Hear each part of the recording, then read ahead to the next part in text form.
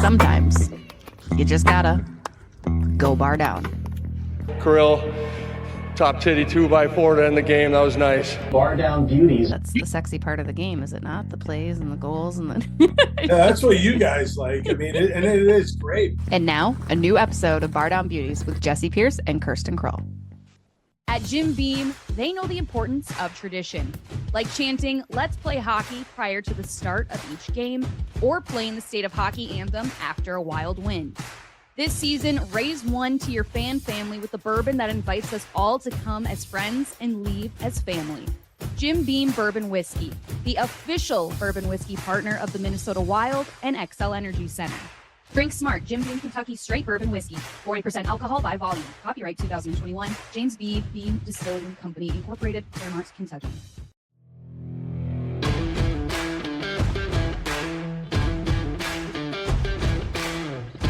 Hello, everybody. What's up? Bardown Beauties, episode 254. I'm Jessi Pierce. She's Kirsten Krull. Another week, another disappointing Monday of Wild hockey. I feel like there's been a lot of these. Maybe not, because I guess there's been some elation. And it shouldn't be that disappointing, except it was the worst game I've seen the Minnesota Wild play this season in Ottawa. 6-0 drubbing. It's not even the score. It was 54 shots allowed by your Minnesota Wild, Kirsten. Let's just start there. Like, is that the worst game you've seen from them all year? There's a lot to unpack from that one. Yeah, I would probably say maybe it's recency bias, but I would definitely say that was the nastiest game in the worst way possible we've seen from the Wild this season. And we're not even getting into, maybe this is a tease for later. The Ryan Hartman play that's going to lead to a suspension. Like, there's no ifs, ands, or buts. It's going to. It's a matter of how many. No, just a terrible game all around. You heard the players after the game, like Zuccarello, Brock Faber. Embarrassing, unacceptable, the words circulating around the locker room after that. And another thing, too, I always forget about Brady Tkachuk, but then whenever the Wild play the Senators and Brady Tkachuk is there, I remember him and I realize how much... Like, you forget he's a thing? I forget he's a thing, kind of like Pat Maroon. And it just, it's not, he's a player I would love if he played on my team, but since he's like an aggravator for the opponent, I hate him. Yeah, no, he knows how to get under their skin. He gets under my skin and I'm not on the ice. Which, again, is so funny to me, because Tkachuk looks like somebody that would rub everybody the wrong way, right? Kind of pompous. And Brady Tkachuk just kind of looks like oh, hi, I'm Brady. It looks like kind of like a cartoon character. But he's a little bit of an instigator, I suppose. Yeah, I don't want to... Very punchable face. I don't want to obviously harp too much on that game, but I only want to do so because of the terribleness up and down. It was an 80-second post-game interview with John Hines. That's how frustrated he was. And let's get into the Ryan Hartman situation now. For those of you who missed it on Saturday, Ryan Hartman, while the Minnesota Wild were down, I think only 3-0 at this point in time, if I recall correctly. Hartman, as he tends to do, which this year he's been better. We've given him that grace. We've said, wow, look at Ryan Hartman grow and have a little less of that fury beneath him that leads to stupid freaking penalties. Well, this is as stupid as it gets. Down 3 rip in the Minnesota Wild defensive zone. Hartman doesn't decide to go for the puck at all during the drop of the faceoff. He decides just to go straight for Tim Stützle's head and just buries his face into the ice. Not only is it like very evident that that is a penalty, it is going to be a match penalty. They, of course, review it, decide it is in fact a match penalty, so you have a nice long power play, which Ottawa goes on to score 3 power play goals during that Hartman penalty. Fantastic. Ryan Hartman will get a Zoom hearing tomorrow from Boston rather than going to New York for an in-person hearing with the player safety department. It's a 6-game minimum, maybe, right? Like, according to everybody that's discussed it, there's no question, because Ryan Hartman is a repeat offender. He's had suspensions, he's had fines. People know him as the such type of player, and Kirsten, that hurts because it's not necessarily that you're removing a Ryan Hartman from the lineup who has been whatever. you're down another player with salary cap constraints because you have Kirill Kaprizov out. You do get, you're going to be very excited about this news, it sounds like, Jonas Brodin and Marcus Johansson are both on the ice for Minnesota Wild practice in Boston today on Monday, which is inevitable that they likely return when you're listening to this against the Bruins Tuesday.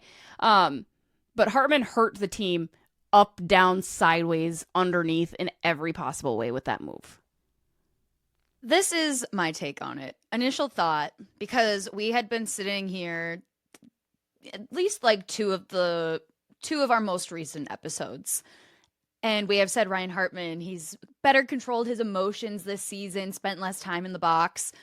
All this goes to show is that anytime I think a man is different, anytime I think that they've changed, they go on to prove they are not different and they haven't changed. My intuition, say what you will, but whatever. Ryan Hartman hasn't changed, I don't think, because when you look back at that play in the face-off, it wasn't good. It wasn't good. And then Stützle, you see the blood dripping down his face afterwards. Like, that is the definition. Like, he didn't even try to hide it. It's just bad. It is bad. Very deserving of a penalty. I agree with whatever the decision's going to be. But yes, more importantly, like, he hurt the team. He hurt the team, and this is coming at a point in the season where you're already taking a blow. You're without Kirill Kaprizov for minimum 4 weeks, and you're getting towards the point now where the Wild, they really need to pick things up, get moving, make a push late in the season to get into the playoffs, to make a solidifying spot, and then you do this. And I think the earliest he can be back, if it's the 6 games, is February 28th, if I'm correct. Yes, given the 4 nations in between, because it's a game suspension. So you have to take all that into account. And that's what's extra ridiculous. Like, why are you so obvious with this? Like, what? There was nothing that warranted that play at that moment in the game. Again, yes, you're down. Yes, you're frustrated because you're playing poorly. But Tim Stützle hurting him right off the drop. Wait, light him up in the corner if you want or whatever. But even then, I feel like Ryan Hartman wasn't gunning for a hockey play, right? Wasn't gunning for even a smart play. Like, he just saw red, which, yes, it's part of his history, and it's been kind of the up and down of Ryan Hartman as a player, right? You want him to focus on the skill set that he has. You need him to. And we'll bring this up. Does that maybe warrant a conversation for Bill Guerin come the offseason when you're looking at different moves? I know some folks have asked that. That's been rumbled amongst the media. We'll get into that with Q's and the Buttes in the second segment there, Kirsten. But yeah, wait, sorry to interrupt. Go. One other really quick question before I move on from talking about Ryan Hartman. What is the benefit of actually attending an in-person hearing? Because I know he opted for Zoom. What's the benefit of going in person? That's a really good question. Let's just see what the old Google says. I've always thought it was because you obviously are showing more probably remorse, and because you're there and you can argue your case more, right? Like, you're taking it seriously is how I've always felt, especially when they're in Boston and you're not that far from New York. But let's see. Or he knows he doesn't have a chance to lessen it, so why waste his time? And that's probably also very true. Attending court hearings in person. Oh, this is court hearings. But as far as court hearings go, there's the direct interaction and communication between participants, fostering a better understanding and collaboration. I have to imagine that's the same. There's no understanding. There's no understanding. Oh, here, we got one. All right. What considers supplemental discipline? Is what you call it. Injury takes into account. What is the difference between a telephone hearing and an in-person hearing? If the Department of Player Safety determines that any supplemental discipline from an infraction will result in 5 games or less, or a fine of more than $5,000, then the hearing is conducted by phone. If the infraction might require a suspension of 6 games or more, which is why they requested the in-person hearing, I'm thinking, the offending player is offered the opportunity to an in-person hearing. In this case, the player remains suspended until the hearing takes place. If the player waives his right to an in-person hearing, the hearing will be conducted by phone. And again, a reminder of the repeat offender status that Ryan Hartman is under. Player is considered a repeat offender for 18 months following his most recent incident that resulted in a suspension. His status as a repeat offender in this category is used to determine the amount of salary forfeited should he receive another suspension. So it's going to be an expensive situation for Ryan Hartman. Can I also just make us a quick side comment? Of course. I mean, granted, I make way less money than Ryan Hartman, but continuing to do this, knowing how big of a dent it's taking out of your paycheck, that would stress, especially after just having had a baby, that would stress me out. Like, you're basically just giving money away just because. If I were his wife, I'd be like, no, what are we doing here? What are we doing here? Like, oh, that stresses me out thinking of the financial aspect. Yeah. NHL players aren't making NBA salaries, so I know Anthony Edwards is getting fined left and right for, what is it, cursing, speaking out in post-game interviews in the NBA. It's going to be $1 million. He'll be $1 million in debt, yeah. Yes. Ryan Hartman's not making Anthony Edwards' salary. Like, there's a big difference, and so that just stresses me out. That's a side comment, totally unrelated, though. Fair. Not totally unrelated. No. He's making $4 a year, right? He's under contract for the next 3. Again, I want to discuss potential movement of players in the second half. We got a lot of cues with the Beauts on that. But yeah, that's fair. It's just stupid. It was just stupid. Like, Hartsey, come on now. Like, again, if I'm the team, I'm pissed because you didn't help us at all. You hurt us. But I did say, Kirsten, Jonas Brodin back on the ice. Now, last week you had mentioned that he is the best part of the defense, which makes sense. The defense struggled. Brodin hasn't been back. What do you think he is going to be able to make an immediate impact? He's missed, I believe, 12 games. Let's double check that, though, just to be completely sure. But talk amongst yourself. He's missed a couple games. What do you think his impact is going to be? He's missed a handful. He's missed several, which is hilarious. I used to think several legit meant 7. I've told you that before, right? Yeah, several just means like more than 3 or 4, doesn't it? I think it's like more than 3. No, a few is 3.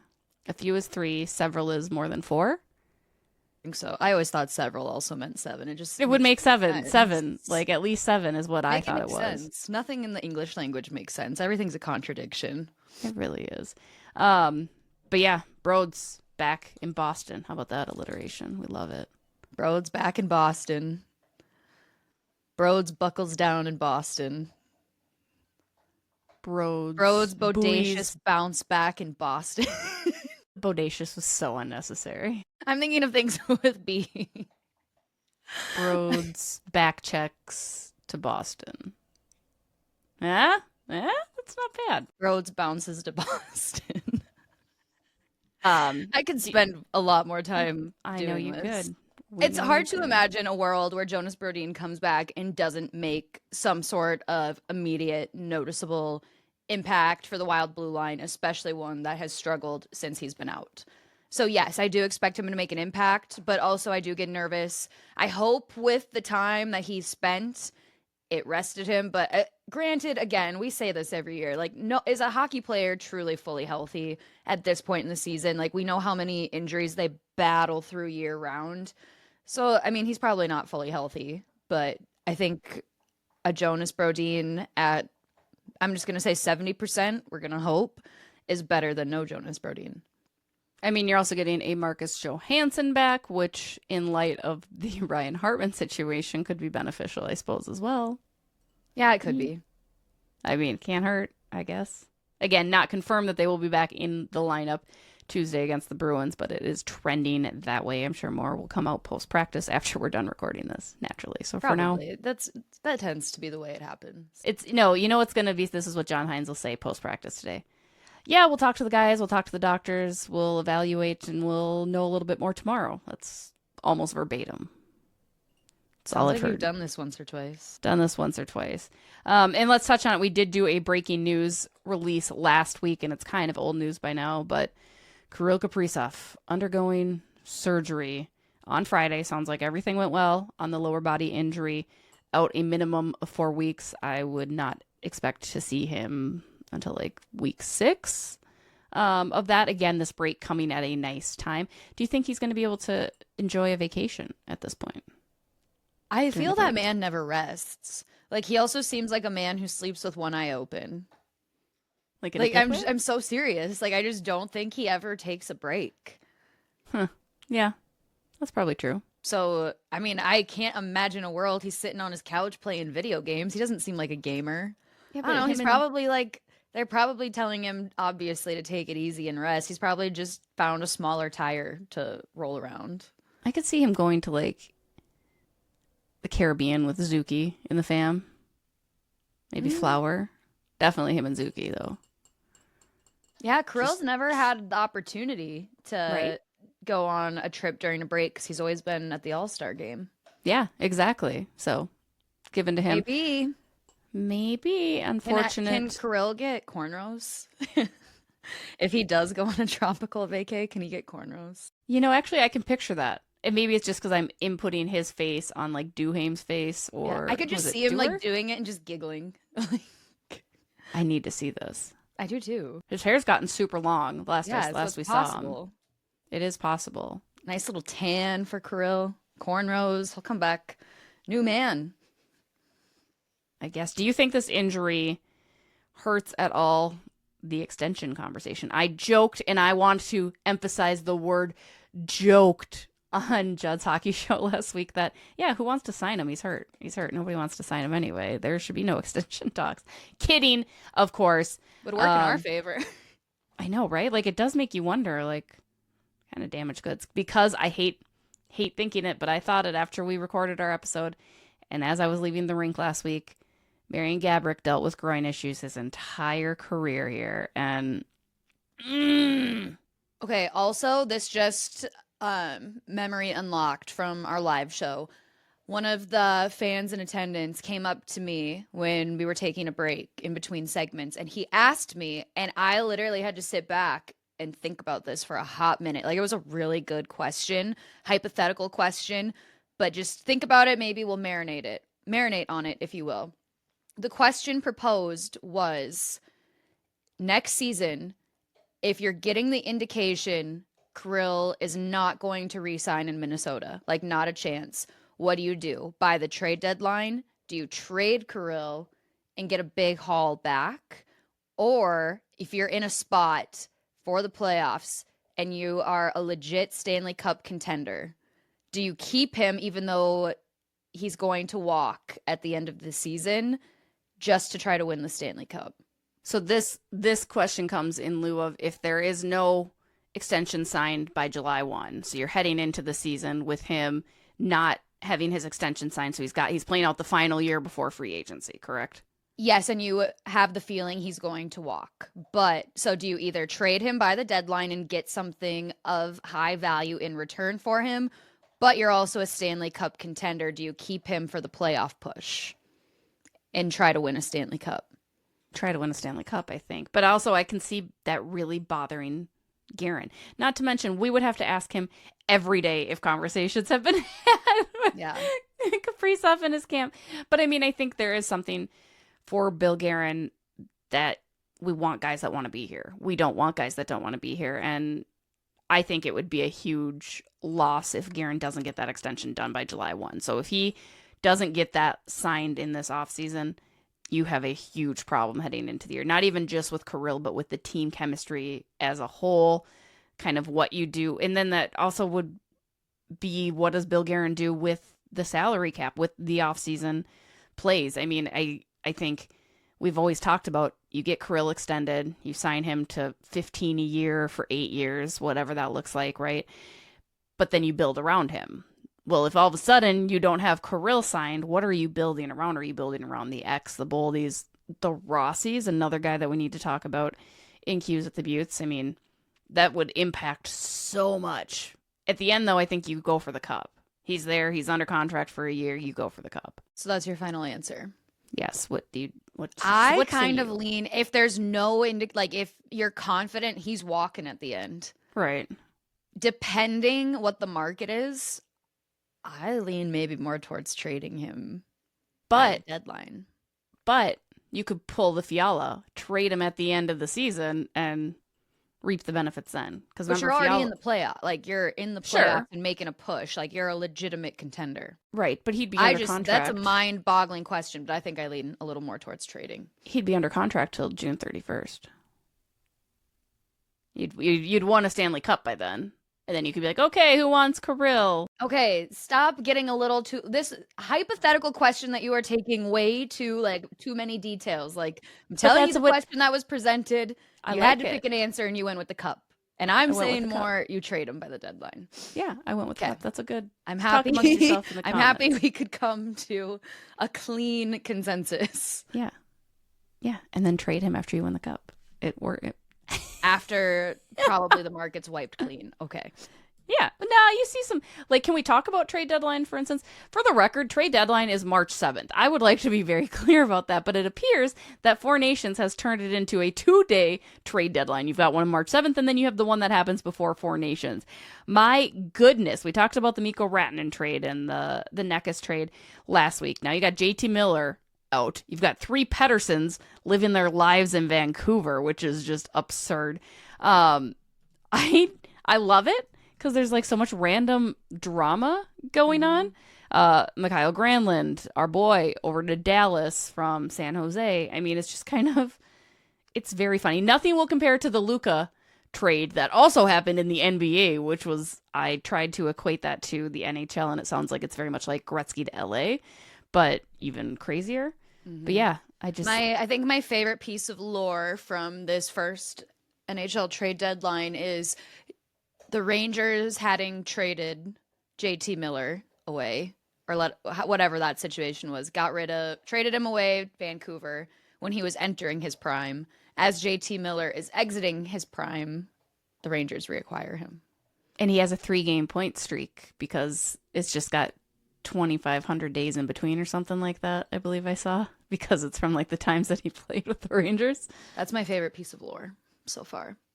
There's more. I mean, in my conversations with JT Miller, it's hard to get an assessment on him, but I could also understand the narrative that maybe he's a little prickly in general. So, I mean, that doesn't surprise me. But yeah, like Vancouver's kind of a hot mess. New York's a hot mess. Like, New York wild. Is so messy. So messy. They're just going to be dumping everybody. Just pew, pew, pew. Our boy, Scotty Perunovich, going from St. Louis to now the New York Islanders. Minnesota boy, Hobie Baker winner. Hobie Baker. Don't forget, Hobie Baker winner. Most importantly, Scott Perunovich. Hibby native. Kind of along the similar lines, salary cap increase, Kirsten. So we got some big jumps coming up in the next 3 years as agreed upon by the NHL and the NHLPA. An increase of $7.5 million next season, $8.5 million the season after, $9.5 million the third year, which is 27-28, which brings you to $83.9 million, or excuse me, that's the lower limit, $113.5 million to spend. Do we have concerns that Bill Guerin pulls like a Jessi and just goes shopping and goes crazy? Or do you think he can be more responsible than Jessi with his money? I'm scared we're going to lock ourselves into a mess of no trade clauses, no moves, locking guys down. I'm scared. Understandable. To give us a little reference for where the Minnesota Wild are at. So next season in 25-26, you've got Kirill Kaprizov locked in. You've got Matt Boldy locked in. Now, Matt Boldy has no protection. I would like to make that clear. You've got a no move for Kaprizov, and then obviously he's a free agent 26-27. Boldy, no protection, but he's locked in until 28-29, and then in that year, a no trade kicks in. Then you've got Joel Erikssonek at 5.25 for next season. He also has no move. Matt Zuccarello, no move with 4.125. Marcus Foligno at 4 with a no move. Ryan Hartman has a no trade starting next year at $4 million. Yakov Trenin, that brilliant frickin' signing, 3.5. He's got no protection. Thank God for that. Freddie Gaudreau locked in with protection, 2.1. Marcus Johansson becomes a free agent this year. Murad Husnudinov is a restricted free agent next year. Liam Ogren is making league minimum on his entry-level contract. Then you've got Marco Rossi as a restricted free agent next season. Jakub Lauko is a restricted free agent next season on the defensive end. Jared Spurgeon locked in, no move, 7.57. Then you've got Jonas Brodin, who has no protection at $6 million. Jake Middleton, 4.35, no protection. Zach Bogosian, 1.25, no protection. John Merrill is an unrestricted free agent. Declan Chisholm, restricted. Brock Faber, no protection at 8.5. David Juracek, league min. And then Travis Dermott becomes a free agent. And your goalies, Philip Gustafson, no move, 3.75. Fleury, restricted or unrestricted free agent. And Jesper, entry level. Whew. How's it make you feel? It's a lot. Does it make you feel that Jonas Brodin has no protection?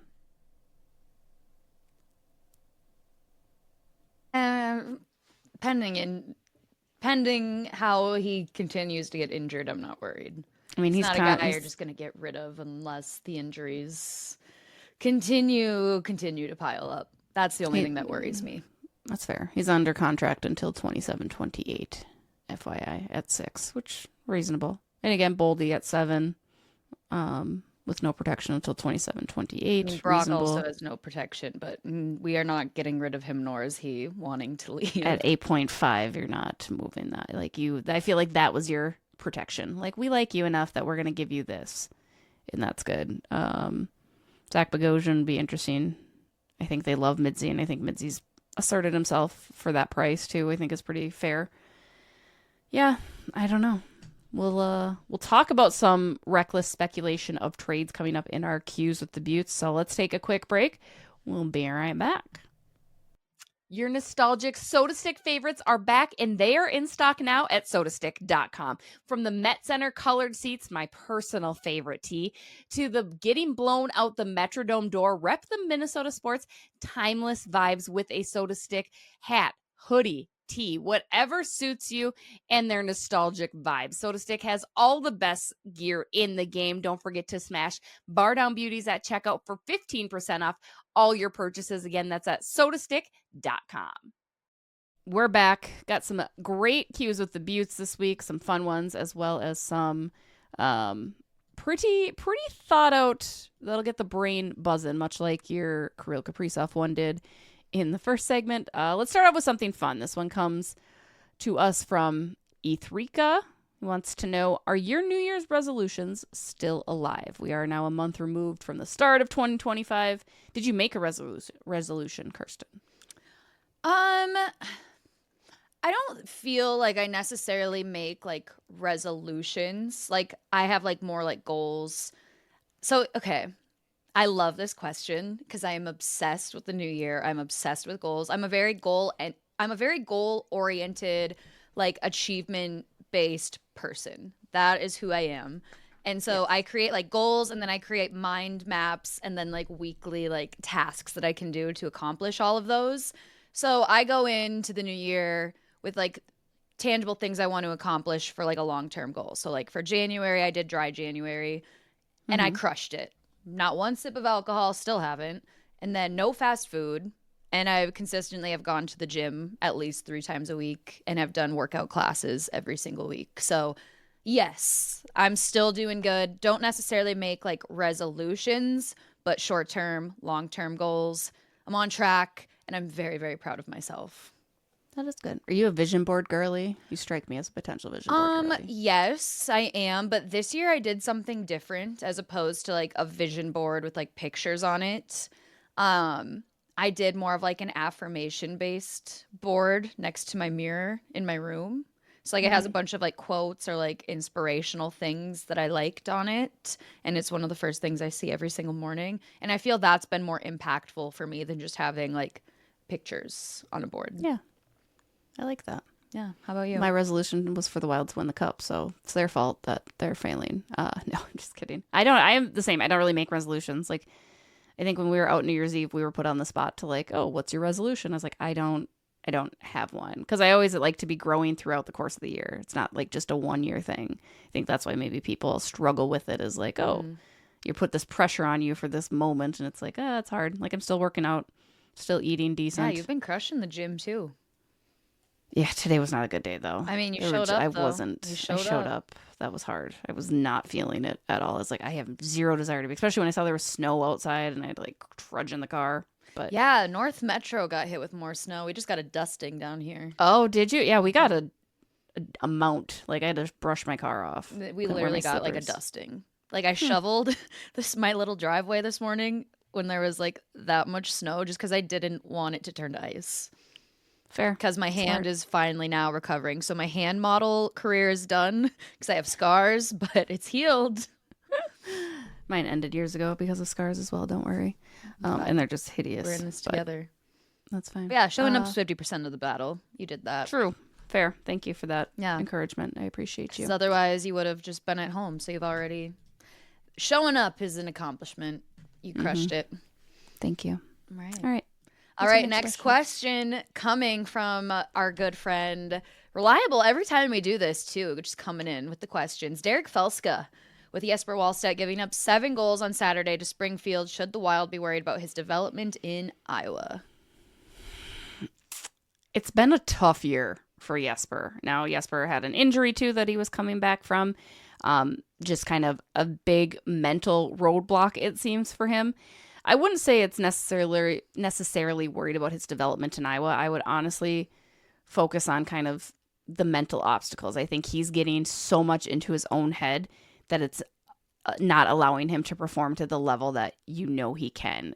He kind of addressed that on his last call up here, saying this has been a really hard year. So I think give him that grace, give him the time. I think it's just for him a big mental obstacle, which is concerning. I've expressed that, right? Like a goalie that's so in their own head, like when they're on, but when they are off, they are so off. So you got to figure out a way that works best for him to work through that, because you're going to have your off nights here in the National Hockey. I mean, Philip Gustafsson stopped 46 shots. That loss on Saturday was not on Gus. That was on everybody else in front of him. But you're still going to allow 6. Like it was just sloppy slop. So I'm not concerned necessarily that he's regressing in Iowa, but I think it's for him a mental switch that needs to maybe be made, or something additional that needs to be worked on. That's just my perception of it. And I think he's a guy that's willing to do that, which is always good. I think that's growth in the hockey league as a whole, but that's my take. What do you think? I mean, I go off of what you said. I think you said it perfectly. And maybe not so much the mental aspect, but like you look at Philip Gustafsson and like his ups and downs. He's had some low seasons. Then he's had seasons like the start of this year when he was Vezina contention talk. So I don't know. There's definitely ups and downs for goalies, but I agree the mental aspect is huge. Right. This one comes to us from Hockey Guy 33 Minnesota. It's actually 2 different questions, so I will ask both of them to you first, Kirsten. His first question: what is the chance of Billy dealing Marco Rossi at deadline for another top 6 forward, as we won't be able to accumulate any cap space? Perhaps a Pittsburgh trade for 87, which is Sidney Crosby. Any gossip around the Danielia Yurov decision with the way Flower is playing? Will he be a playoff starter? So there's a whole bunch of questions within that first question, which we love the enthusiasm on it. Let's talk about Marco Rossi. And the reason for the record that they're not able to accumulate cap space is because, well, now they moved Krull on LTIR. So when you're on LTIR, you can't accumulate the space that you need. So you're eating the $9 million, but it allows them to make a recall. It's a lot of things that I couldn't quite understand. Even when I was trying to ask Bill Guerin about it last week, I was like, I don't really know this. So here's this. Let me know if I should talk to Matt Sells. And he's like, talk to Matt Sells. And I was like, I will do that. But would you trade Marco Rossi at deadline for another top 6 forward? No, I absolutely wouldn't. Like, sure, maybe in the short term, yeah, you would get some pieces back. But again, like, guys, we're looking at short term. Like, I want people to think more long term. Like, you would regret heavily giving up Marco Rossi. So no, like, you know where I stand. I love Marco Rossi. He's been having a hell of a season. I always go back to, he did everything asked and more. I understand you can get pieces back for him. And I understand he is one of the very few players that aren't locked down, that you can move, that are of value. I get all that. It would be so dumb to do. Like, it would be so dumb. So no. And also, Sidney Crosby's not going anywhere. Like, he's made it very clear he wants to be in Pittsburgh. What was that? I think I saw a note where it's like, this man has worn the same jock strap for 15 years. He's not leaving the Pittsburgh Penguins. No. It's a fun thought, though, I suppose. I totally get that. I mean, I understand too, but yeah, no, I think Sydney. Why was I just gonna call him by his first name? Just call him Sydney. Yeah, we call him Sid. Yeah, but fine. it didn't even come out Sid. It came out Sydney. Sydney is weird. It felt I don't so like weird. it. I think Sid has made it very clear he doesn't want to go, and the organization has made it clear no.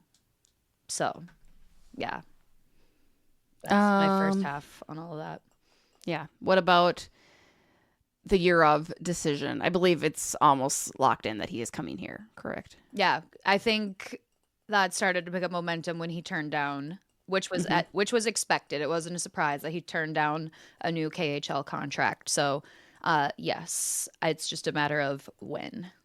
And how about Marc-Andre Fleury? God, I loved watching the Montreal love for him because, again, just an incredible human with an incredible family. Deserves all the flowers, all the good things. Do you think he will be the playoff starter the way that he's performed?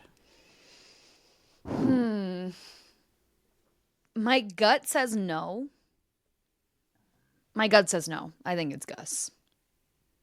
I'd agree. And Gus has picked up his momentum the past 2 games. Again, that Ottawa game, not an indication of his, but I would agree. I think they could, of course, look at a tandem situation rolling in, maybe a better tandem situation than the one that Dean Evson unveiled. But God, I'm getting PTSD from that whole that was tough Fleury Talbot situation. Oh my goodness. I mean, in that situation, you went out and signed Marc-Andre Fleury for a reason, right? Like, I think that's what people misunderstood is like, well, they signed him to sit on the bench. Like, absolutely not. Like, and that's where Fleury will have that upper hand. He's got the playoff experience, right? He's got the cup experience. So true, but his playoff and cup experience didn't help us last go around. I say respectfully, like it really didn't. Well, nobody helped. I mean, yeah, there is that as well, but I'm just saying it's a matter of fact. Love the man, but it really Yeah, you're right. Part 2 of Hockey Guy 33 Minnesota's questions. Thoughts on an offer sheet to Matty Nyes if Toronto can't afford him? Guessing they can now with the cap increases. But there you go with questions. Have a great week, ladies. Hockey and Labrador Retrievers can't live without them. So thank you, Hockey Guy. I agree. Labs are the best. And yeah, hockey and labs, they just go together. Love it. We can't Matty afford Nyes. Matthew Nyes either. We also can't afford him. And also, I don't know, when I look at like the future of the Toronto Maple Leafs and like when they get past whatever they are right now and get to like eventually I don't know. I feel like it's dramatic to say their eventual rebuild. I just see Matthew Nyes as a definite part of their future. I don't think he's going anywhere. Especially if they don't want Mitch Marner to come back, right? I think Mitch Marner is the first domino to go. Yeah, I think that's a very active discussion they're having. So it's like Matthew Nyes would be that next piece of that thing. I would love to have him here in Minnesota. Same. He was a Gopher, I don't know if you knew that. Oh my gosh. He was also, you know what? We're not. I'm just saying he's a University of Minnesota Gophers. Go Gophs. Go Gophs. Rock. Next question to you. Okay, you just completely got me off. All right. Would it be better to have Kaprizov out for the rest of the season and back for the playoffs to make a trade? You're not supposed to answer it. I'm supposed to answer it. Yeah, I know, but I'm thinking about Percolating. The rest of I think I don't know where you position yourself if you don't have Kirill Kaprizov before the regular season ends. For reference, right now, as it sits, Monday, 11-14, your Minnesota Wild are 5th in the West with 66 points, trailing Vegas and Edmonton by 2 points, Dallas by 3, and the Jets by a lot. 11 points is actually what it is.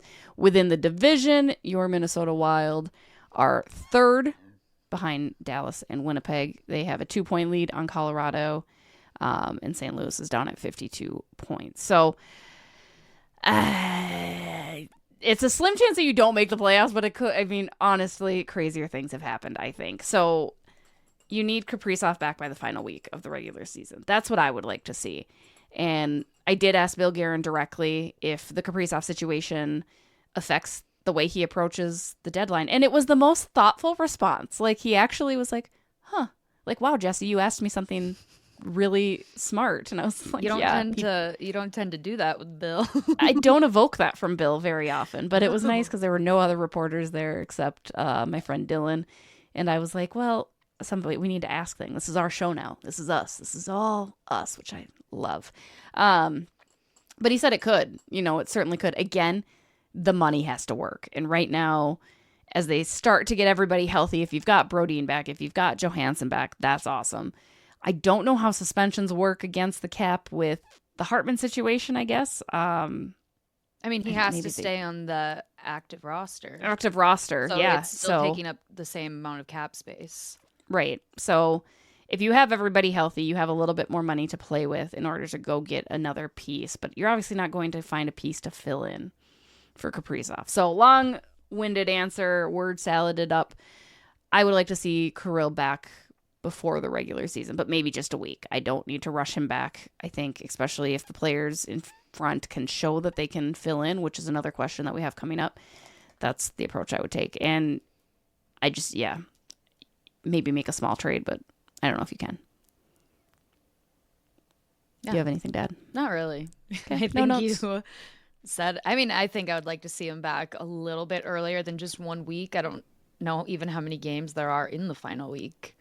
But just to make a little bit more of an impact, depending on how standings are, how tight everything is, get back maybe a little earlier. But otherwise, I don't know. I don't really have anything else to add. No, that's fair. Next question along those same lines from our friend Hockey in Loud Music. He wants to know, do we think anyone will step up in a significant way with Krull out? Ogren, he asks. I love me some Liam Ogren. Yeah. So, like to see more from Liam Ogren. Not that he hasn't been doing well. I've been pleased with him. I would like to just see more. I think Marco Rossi has been big. Want to see more from Matt Boldy. Mm-hmm. Continuing to be a thing. I would like and need to see more from Matt Boldy. Matt Boldy, come on down. That's my guy. That's the guy that I need to definitely see more. I think Marco's held his own. And in general, and this comes to us from Joe Smith at The Athletic, that top line hasn't been good against the good teams in the West all season. You're seeing a lack of point production from Joel Eriksson, from Matt Boldy, from Matt Zuccarello, from Marco Rossi. So that also needs to change as a whole. Krull or no Krull, you need to be better against the teams that are above you in the standings right now. But I would say Matt Boldy, I think definitely, again, needs to find that rhythm, needs to find that consistency. I think Liam Ogren will. I think he's finding that confidence. I think he's been performing really well. He's still young, so I give him a little bit of a longer leash than a Boldy. And obviously Matt Zuccarello. Matt Zuccarello can take over and be that guy. Why not? Him and Bolds, and let's go. Let's get Jewel back on the score sheet too, eh? Yeah. Get that net front presence going, baby. That's all we need. Get in people's faces. Yes. All right. Jay Lofgren. What do you two get more often? Asked out on a date or the generic girls don't know hockey? I don't get as much girls don't know hockey. I'm in all honesty. Do you? I don't get that either. I don't know. Maybe it's because maybe just because of the presence of women's hockey, people, I don't know. It's just different. It's not like football where people are like, oh, yeah. I don't know. In football. It's different with hockey. I don't get told. I don't know. There's some of you in the comments who sure like to say we don't. But outside of the comment section, I don't get it in real life. Yeah, there's a few times. And actually, it's not on the show. Maybe it's because we're just not as out there. But once in a while on Jed's show, I'll get it. And it feels very much like it's because I'm a girl. I don't know what I'm talking about. I'm I literally just repeated what Bill Guerin told me. I didn't. This is nothing. I don't know. new. In all honesty, I feel like whenever I have conversations out in public, especially guys that I work with, they'll ask me questions about things going on. I don't know. I feel like I get people approaching me asking questions because they trust me as a source of information for them, or I get complimented more on my knowledge of the game. Again, it's literally just the comment sections. The faceless people. Exactly. Now, not to our very nice viewers, but the casuals who come. Why do they even listen? I don't know. Thank you for the metric, but maybe it's because we're in Minnesota too, so people assume that everyone knows hockey here. Maybe. So that could be a part of it. I don't know. It's true. Could be. I got it once. I will never forget it. This was back God, it was probably the start of when I worked in the NHL and we were out at a bar and this guy was literally leaning across me to talk hockey with Mike and our buddy Kevin. And neither of that, like, Mike is a hockey fan. Kevin's a very casual fan. Like, he doesn't know anything. And the guy, and I kept trying to like interject with the answers because they didn't know the answers. And then finally Kevin was like, she literally works for the National Hockey League. Like, talk to her. She's trying to talk to you about it. Like, the guy was just a dick. He was a big St. Thomas Academy fan. Like, it was just a very bizarre. It was the only time where it was so, this man went out of his way to speak over me because how could I possibly contribute to the conversation? Gotta love it. Gotta love it. And that was a face-to-face. I was just like, I hate you. And our final question comes to us from Jen Gates. Photos, what's the one thing that you think could help spark the Wild back to a win streak? I'm trying to think of which direction to take this. I don't know. Like, logically, I'm at a loss. Like, I don't know what to say logically. I have don't no idea. know. Maybe let's take like a Kevin Gorg approach, like be a little more superstitious. Like, what were these players eating and doing on the days when we were a top 5 team in the league? Bring morning skates back to the X. Yeah, I mean, there's that. Like, I don't know. Try Let's retrace our steps and just start repeating those same daily routines. Like, logically, I really don't know. I don't know why we've fallen off. I think maybe, get a little more superstitious. I like that. And I apologize, I skipped over 2 good questions from our friend Dustin P. Jones. Number 1, is it crazy to consider keeping Rossi over Boldy if Bill Guerin needed to make a big move this summer and take a big swing? I like Rossi's upside, and he goes to the dirty areas, something a team always needs. Oh, and he's a center. Feel free to recklessly speculate. You said yourself you don't want to move Rossi, but now you're gunned ahead. It's Rossi or Boldy. What do you do? I'd choose Rossi over Boldy. I've seen way more from Marco Rossi than I've seen from Matt Boldy this season. Rossi has been much more consistent in comparison to Matt Boldy. Like, yes, Matt Boldy has a big upside to him, but he's not consistent. So it's like some days I don't know what we're getting from him. I go Bolds. Because that's what I think the team... You've always been more partial to Matt Boldy. Always. Yes. It's the American. It's the Team USA thing. I'm so proud of where Marco Rossi has gone. I just, again, get this sense that the organization would choose Matt. I mean, logically go Boldy. I mean, Guerin loves Matt Boldy. Love Matt Boldy. So, like, I get that too, but I personally would pick Rossi over Boldy. Okay, I want other people to weigh in on that because I think that's a nice little hot button topic. Another really good question that I like from Dustin: what do the Wild do better, either on or off the ice, than other teams in the league that doesn't get enough credit or is not talked about enough?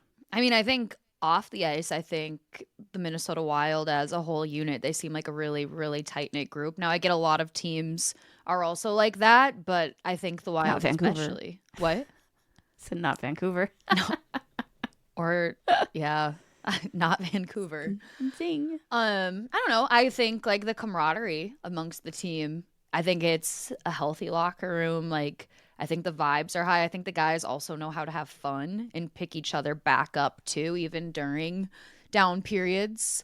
So I think that's one of the things off the ice that leads to on the ice that they do really well. Yeah. It's hard to think of anything else. That culture, I think it really is. It's so cliche and it can kind of be so exhausting. But I remember Matthew Tkachuk talking about that this year when the Panthers were in town. Like, we love each other. That there is something to be said that's how you win a Stanley Cup is with your best friends, right? I mean, or even a state title or a national championship. Like, you look at the locker rooms of those guys and there's that camaraderie and that willingness to do whatever. No ego's bigger than the other. And I think that's something that Bill Guerin was so meticulous about. And it's evident. It's why a guy like Marc-Andre Fleury wanted to be here. You know, again, I want to reiterate how freaking special that is that we have the opportunity to see Marc-Andre Fleury in a Wild sweater at the tail end of his career where he can still perform, but just to have his presence with this team, something that he chose to do because of what that locker room is. I think that's got to be it. And yes, it's probably across the league, but I think the Minnesota Wild do it extra special. Because even when you get new guys that swing in, they are all quick to say, and it feels very authentic when they're like, I've never been in a room with the guys this close. I've never been in, with this or that. I think a big key factor too that I think people maybe more locally are like involved in like media know, but a lot of other people might not. Like a lot of that goes to like the Spurgeon family too, and Danny Spurgeon behind the scenes. Yeah. Like everything I've heard, like not only does she orchestrate events to get like players over the holidays to come to their home for dinner and whatnot, but also like the way she like gets the wives and girlfriends together too. Like I don't know, I feel like the Spurgeon family unites the entire team. Yeah. Which, captain and captain's wife, they should do that. But I think like they just do an extraordinary job of it from what I've heard. Mm-hmm. No, I would think so. I would say, and also off the ice, kind of to the point you said, they are very good with the media. And that's a shout out to the PR team of Jackson, Aaron, and Dylan as well. Like, I think it's very rare, and I get to see visiting PRs, and no star accommodating, but the Minnesota Wild go above and beyond to be accommodating, which I think is very good. So if you guys are listening, thank you, because we'd like Kirill Kaprizov on the podcast next. If you could accommodate that. I see what you did there. Truthfully. Clip see it what I did there. and send. And go. If we can get all right, guys, and Broads, maybe even together. No.